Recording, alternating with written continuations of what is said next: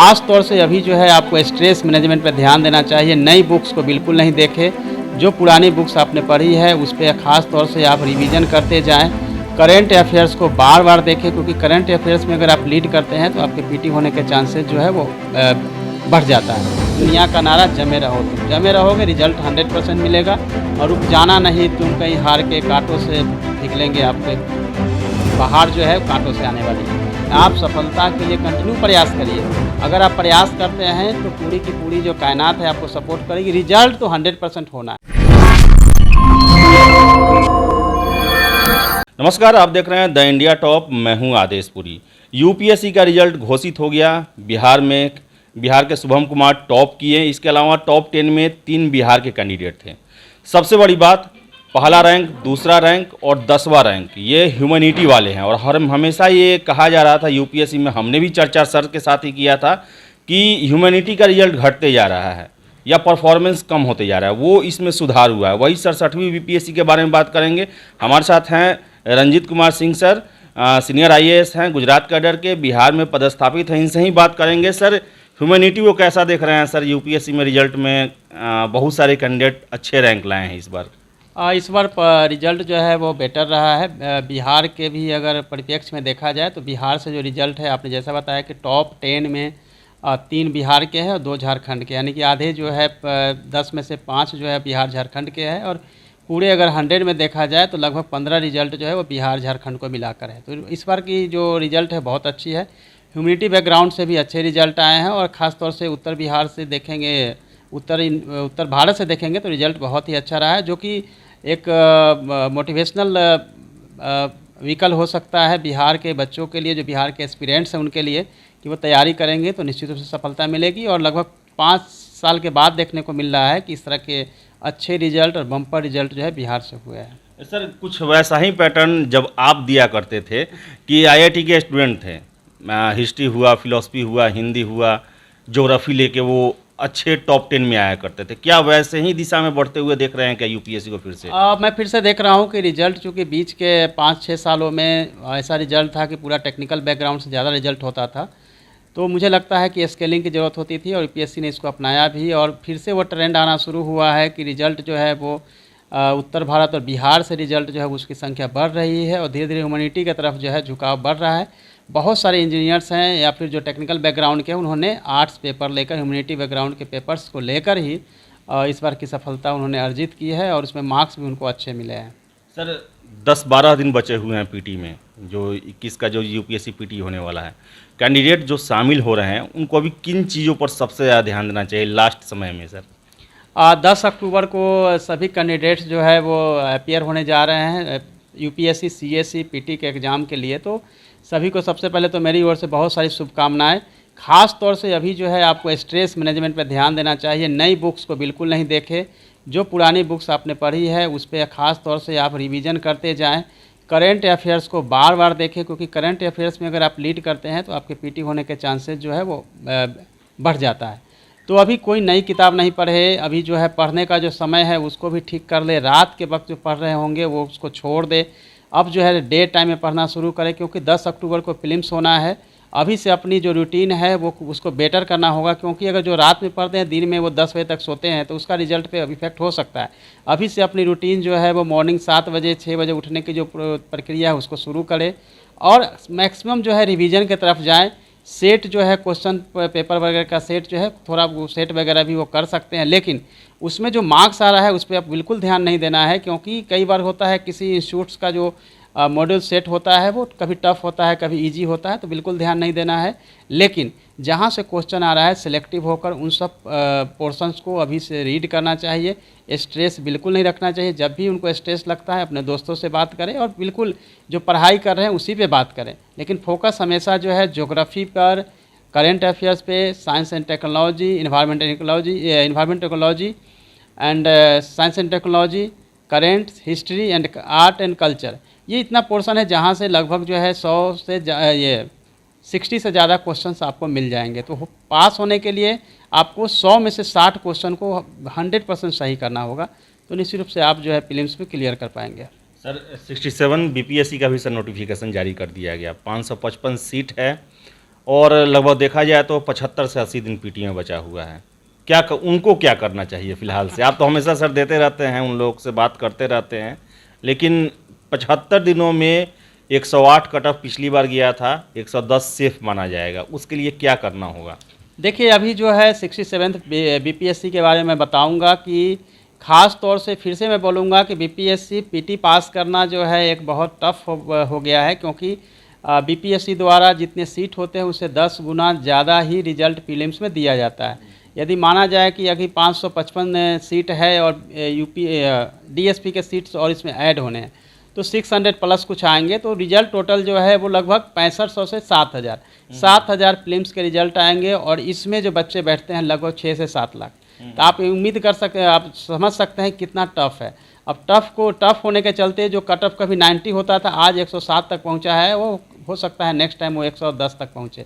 तो हमें तैयारी 120 की करनी होगी। 120 जब करेंगे तो वो सेफ साइड होगा। 120 की तैयारी के लिए जो मोटा मोटी अगर हम देखेंगे तो फिर से हम आएंगे कि करेंट अफेयर्स जिनका बेटर होता है वो अच्छा परफॉर्म करते हैं। बिहार स्पेशल को खास तौर से ध्यान देना है। ये दो ऐसे पोर्शन है जहाँ से मैक्सिमम क्वेश्चन आते हैं। एक तीसरा पोर्शन जो है वो हिस्ट्री का है, जिसमें कि 40 क्वेश्चन जो है हिस्ट्री से होता है, हिस्ट्री आर्ट एंड कल्चर से। तो उसके लिए मैं बोलूँगा कि स्पेक्ट्रम गाइड जो आती है आधुनिक भारत का इतिहास, उसको पढ़ेंगे तो मैक्सिमम क्वेश्चन आपको मिल जाएगा। अब रहा बिहार स्पेशल के लिए, तो बिहार स्पेशल के लिए केबीसी नैनो की बुक्स है और क्राउन पब्लिकेशन, दोनों में से कोई एक बुक को पढ़ना चाहिए, तो वहाँ से आपका पूरा बिहार हो जाएगा। उसी तरह विजन आईएएस का जो है या प्रतियोगिता दर्पण, दोनों में से कोई एक पढ़ना चाहिए, जहाँ से आपका करेंट हो जाएगा।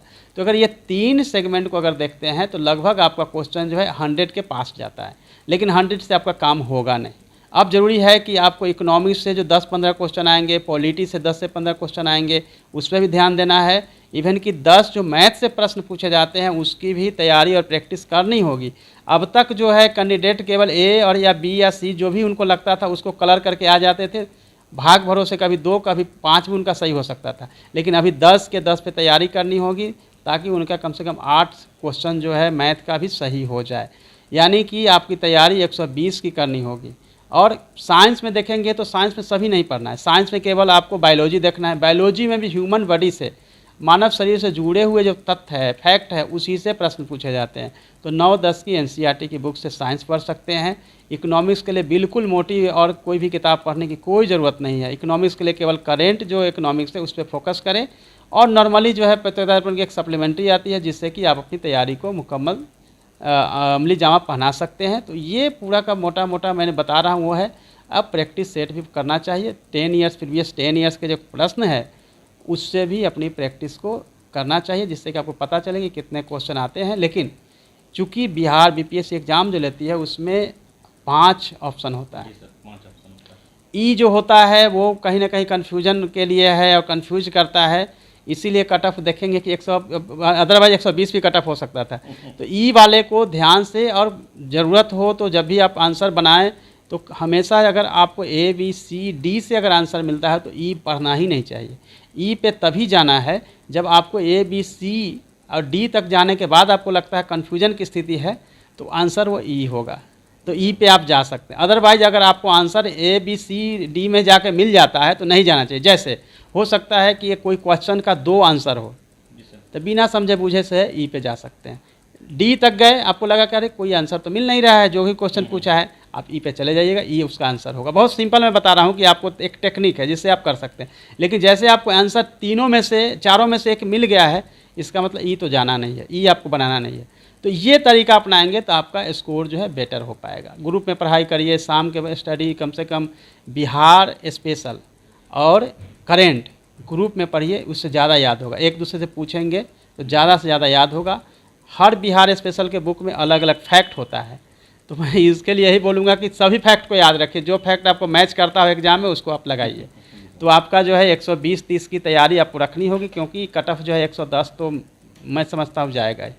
सर एक और प्रश्न है सर कि बीपीएससी को आदेश आया है राष्ट्रीय पिछड़ा वर्ग आयोग का कि वेटिंग लिस्ट 64वीं के लिए जारी किया जाए। 15 दिन से ज़्यादा समय निकल गया, अभी तक जारी नहीं किया गया है, जबकि यूपीएससी अपने रिजल्ट के साथ ही 150 लोगों का वेटिंग लिस्ट जारी कर चुका है। तो सर क्या बीपीएससी को ये पैटर्न अपनाना नहीं चाहिए, जबकि अधिकारी ही ट्रेनिंग लेने गए थे, यूपीएससी काम देखने गए थे वहाँ पे? चूँकि ये तो बीपीएससी का अपना इंटरनल मैटर है, इसमें हम कमेंट्स कुछ नहीं कर सकते हैं, लेकिन इतना ज़रूर कहेंगे कि चूँकि ये बीपीएससी के लिए पहली बार हो रहा है तो थोड़ा टाइम तो लगेगा, लेकिन निश्चित रूप से चूँकि वहाँ जो चेयरमैन साहब हैं या दूसरे मेंबर्स हैं, सेक्रेटरी हैं, काफ़ी काबिल हैं, इसीलिए मुझे उम्मीद है कि सब कुछ स्मूथ हो जाएगा, अच्छा हो जाएगा। सर, स्केलिंग की आपने बात किया, क्या चांस है बीपीएससी में आगे स्केलिंग होगा? क्योंकि 64वीं का अगर रिजल्ट देखें हम तो उससे ह्यूमैनिटी वाले थोड़ा डरे हुए हैं उसको लेकर। नहीं, कई बार होता है, पहले भी जो है हम लोग का स्केलिंग होता रहा है, यूपीएससी भी बीपीएससी भी स्केलिंग करती रही है, और चूँकि कुछ सब्जेक्ट अगर बूम हो रहा है तो निश्चित रूप से उस पर जो है स्केलिंग होगी। सर, एक अंतिम प्रश्न, बहुत सारे कैंडिडेट यूपीएससी में अंततः सेलेक्ट नहीं हो पाए, मायूस हैं। 64वीं के भी कैंडिडेट जो हैं अभी तक वो अभी उभर नहीं पाए हैं, वेटिंग लिस्ट का भी इंतजार कर रहे हैं। क्या कहना है सर उन लोगों के लिए? फिर 10 अक्टूबर है, 12 दिसंबर है, उसके लिए कैसे तैयार हों? देखिए, मैं तो यही कहूँगा कि चूँकि 10 अक्टूबर है, जिनका नहीं हुआ है वो यही समझे कि आप जो है बिल्कुल फिनिशिंग लाइन से आप बच गए हैं, फिनिशिंग लाइन को आपको टच करना है, आपकी तैयारी 99% हो चुकी है। उत्साह के साथ तैयारी करते रहें, क्योंकि आपको पहले देखना पड़ेगा कि आपकी कमजोरी कहाँ रही जिसके चलते आपका नहीं हुआ या असफल हो गए। उनके लिए मैं यही कहूँगा कि आप सफलता के लिए कंटिन्यू प्रयास करिए। अगर आप प्रयास करते हैं तो पूरी की पूरी जो कायनात है आपको सपोर्ट करेगी। रिजल्ट तो 100% होना है, नहीं होने का कोई चांस नहीं है, क्योंकि यह जो है पूरा का पूरा एक मेला है। मेला में से हमको सब एवरेज से आगे जाना है, और एवरेज से आगे जाने के लिए हमें अपनी तैयारी को कंटिन्यूटी में रखनी पड़ेगी। और जो अगर डिमोटिवेट होते हैं या उदास हो जाएंगे तो उन रिजल्ट में प्रभाव पड़ता है। इसीलिए हर बार ये सोचना है कि चलो कोई बात नहीं, नहीं हुआ तो हम और भी अपनी ताकत से अपनी ऊर्जा को बढ़ाएंगे, अपनी ताकत को बढ़ाएंगे, अपने स्टडी को और भी ज़्यादा फोकस करेंगे और रिजल्ट को फाइनल करेंगे। जो 10 अक्टूबर और 12 दिसंबर को एग्ज़ाम होना है, सभी जो मेरे कैंडिडेट्स हैं, मेरी तरफ से बहुत सारी बेस्ट विशेज उनको। लेकिन आपको हमेशा याद रखना है कि दुनिया का नारा जमे रहो, तुम जमे रहोगे रिजल्ट 100% मिलेगा। और रुक जाना नहीं, तुम कहीं हार के कांटों से निकलेंगे, आपके बाहर जो है कांटों से आने वाली है। तो यही मैं लास्ट में कहूँगा। तो रंजीत सर थे, इन्होंने साफ कहा कि तैयारी कैसे करना है आपको 10 अक्टूबर जो यूपीएससी पीटी होने वाला है उसको लेकर, और 12 दिसंबर 67वीं बीपीएससी पीटी को लेकर। और सबसे बड़ी बात, पेशेंस बना के रखना है, तैयारी में नया जो प्रयोग जो है उसे अपनाते रहना है, और ज़्यादा पुस्तक नहीं पढ़ना है, एक ही पुस्तक को बार बार पढ़ना है। तो फिलहाल इस वीडियो में इतना ही। वीडियो पसंद आए लाइक शेयर करें, हमारे चैनल द इंडिया टॉप को सब्सक्राइब जरूर कर लें। धन्यवाद।